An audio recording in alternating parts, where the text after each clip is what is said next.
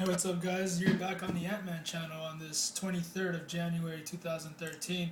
It's a beautiful Wednesday, by the way. It's not too cold, not too warm. Over here where I'm from in this desert valley, if you're a man or a woman who honors God, then you are pro-life. Um, there's no debate. There's no area of gray that you should allow in your life to be conforming to any of this. If any of you were listening to the Alex Jones show right now, you would know that the Young Turks guy was on the show debating, just with the stuff that's developing in, the current, time we're living in.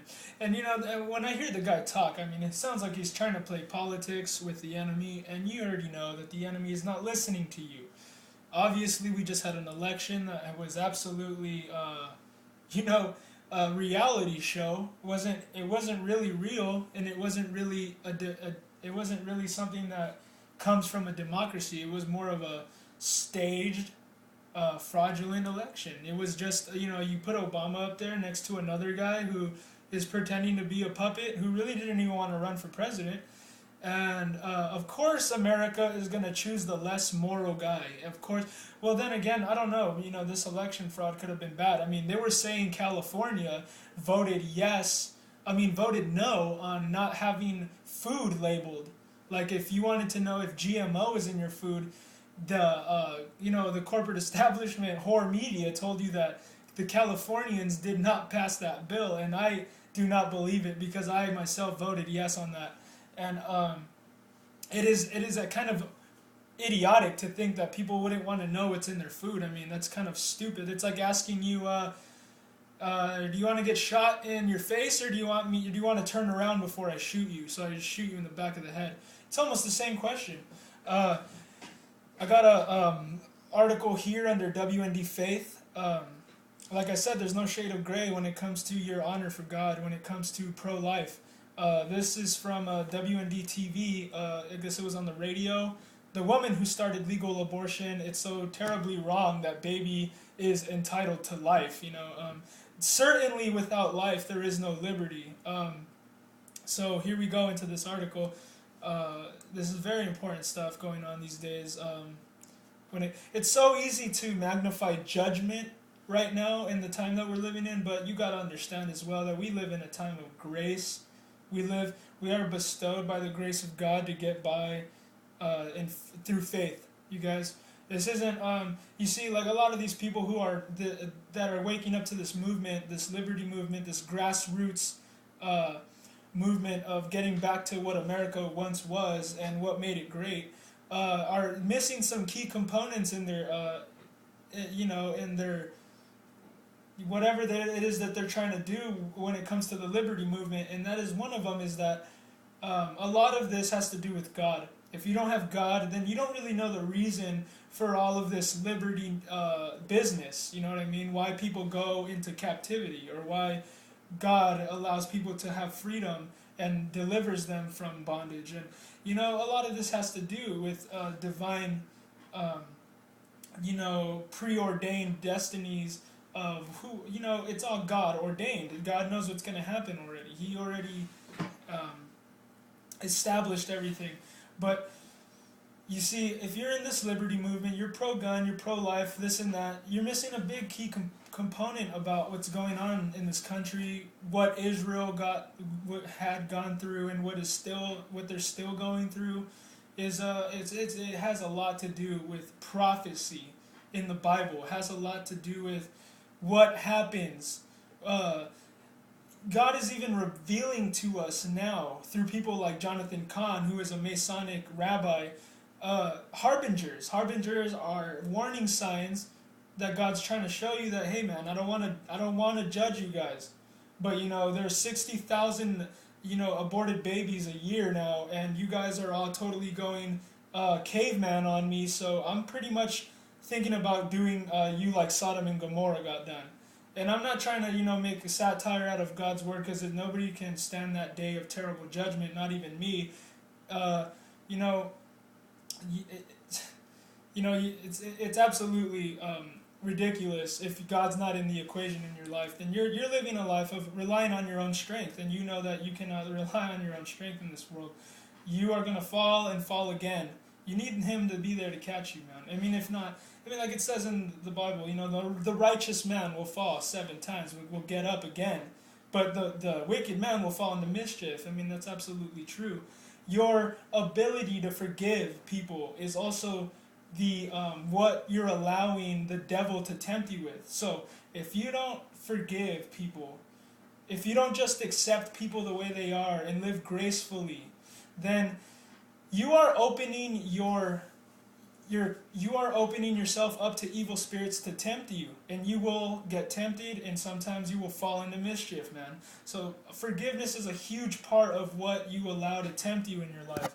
And anyways, you know, I go on these rants and all this, but you know, I have to give my opinion about why I'm pro-life, because I'm not someone who's trying to beat you over the head with the rod or with the 10 Commandments, and you know what I mean? I'm just here to send you a message. I am a messenger. I do not make the rules. God makes the rules. God gave us our liberties, not the government. And God told us to be self-governed, not to have giant corporations take over your government and then put you into slavery, because, I mean, that's what's going on. 40 years ago today, the U.S. Supreme Court legalized abortion through 2 landmark decisions, but the plaintiff in one of the cases told WND she's pro-life, never agreed to be involved in the case, and was the victim of lies, fraud, and deceit to promote a political agenda. A Texas case known as Roe v. Wade became the more famous of the rulings, but equally important was a Georgia case known as Doe v. Bolton.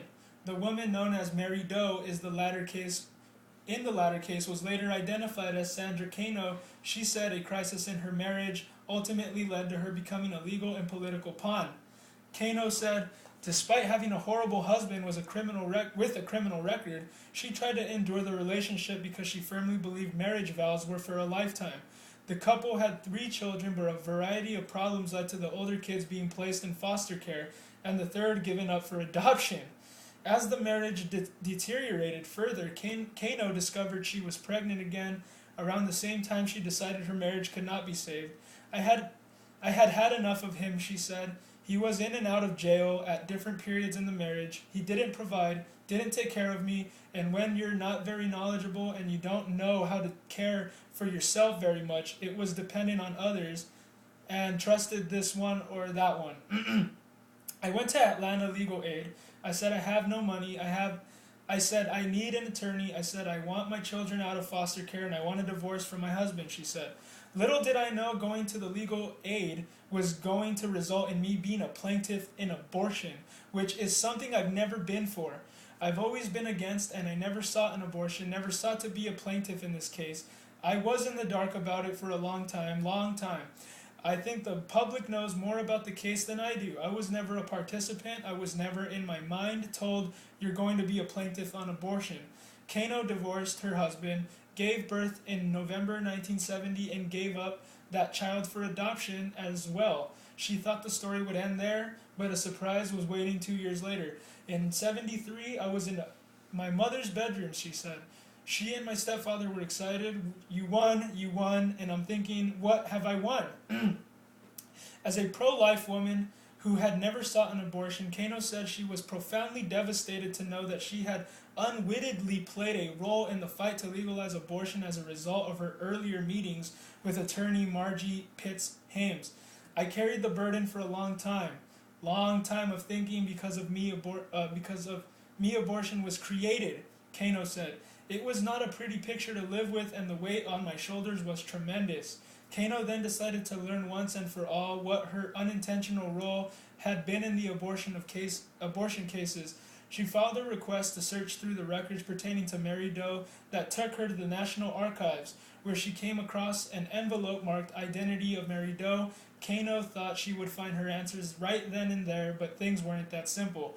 I'm thinking, okay, this is what I need. So I took the envelope and I was fixing to open it. She said, that woman at the National Archives came and really quickly stopped me. She said, no, you can't open this. I could have went to jail, federal prison, for opening something that supposedly was mine. The next step was to unseal the records, and a federal judge granted her request, a move that did not sit well with Cano's former attorney and Doe v. Bolton litigator. Margie Pitts Hames. I'd always thought she was a friend because she seemed like she wanted to help me, said Kano, who adds Hames showed her true colors on that day. I mean, I say this all the time. Your enemies come with smiles and handshakes and bribes. They're going to offer you things, or they're going to be really nice to you for no reason. I mean, this is the enemy. The enemy does never comes to you making it open that he's trying to take something from you. I mean, it's the oldest trick in the book, you guys. Margie was very upset. I got a call from her daughter who asked why I wanted to destroy her mother's life. It's not that I wanted to destroy her mother's life. There is a wrong done here. A terrible wrong. My name had been used in something, and I was digging and trying to get the result to prove to the world I don't believe in abortion. It's wrong. As WND has reported, the Roe plaintiff in the Roe v. Wade Supreme Court decision, Norma McCorvey repudiated her role in the decision and campaigned for its reversal. McCorvey became a pro-life Christian in 1995. Both McCorvey and Kano are now a vocal defenders of the unborn. Kano said she needs to speak out for two reasons: to explain the lies, fraud, and deceit behind the case connected to her, and because of her ardent belief that all life should be defended. Abortion is wrong. It's so terribly wrong, said Kano, who argues adoption is an excellent option for anyone who feels they cannot care for a child. How can we play God, and how can we take the life of an unborn child because it's not convenient? We made a mistake, or the timing wasn't right. In other words, the baby has to pay the price for the sins of the mother and the father. That's not right. The baby is entitled to life. I mean, how much time do I have here? I got a couple of minutes, and pretty much, she has a point. She has a point. The conveniences of today, the conveniences that always have occurred, the wanting a monetary system, the wanting this, the wanting that, they're all conveniences. You leave yourself open to the enemy when you want something convenient to happen for you, whatever it is. Just like the founding fathers knew that the American people went back in the colonies, back in that time, they wanted to make the monetary system. They wanted to make paper money because they didn't want to carry gold and silver around because that's bulky. So the founding fathers were like, oh, that's dangerous thinking, you guys. I don't think you guys are sophisticated enough to know that there are bankers who are going to add interest rates to the money that you place in their banks. And that's going to ultimately make you poorer. And it's going to make them richer. And then they're going to invest and lobby in corporations and then take your country over. It's pretty simple. Jesus Christ talked about it. The founding fathers talked about it. I mean, the only people Jesus Christ put hands on were bankers and bureaucrats. I mean, it's pretty obvious. But then again, the deception nowadays, even in this case itself, if you look at the statistics nowadays, abortion is going down huge. Nobody's for it. Because, and then now that I've read this article to you, now it's pretty clear that they got through it through deceit, fraud, and pretty much using this poor woman to advocate their bill or whatever they wanted to pass, and that's absolute tyranny. That's just an example of the type of politicians that you have in this country now. When you fall asleep at the wheel, you let the enemy come and infiltrate you from within, my friend. So you have politicians that are lying, saying that certain people are fighting for this type of thing, and they're not. For all we know, all the Obama supporters are paid to go and support him. Because nobody likes the guy. His approval rating is worse than Jimmy Carter's. I mean, it's ridiculous. But anyway, I'm going to cut this video short. Thanks for joining me today. That's all the news I'm going to read. I got to go train because I don't just sit on my butt all day and do nothing, all right? I really encourage you guys to get into guns or get into martial arts or start reading books or do something productive, man. Get your brainwaves moving. Go eat some healthy food. Stop letting the government tell you what to do. And stop letting the government tell you what's right for you. Make your own decisions. Make your own opinions for yourself, for God's sake. God bless you guys, and God bless America. Ah, ah, ah.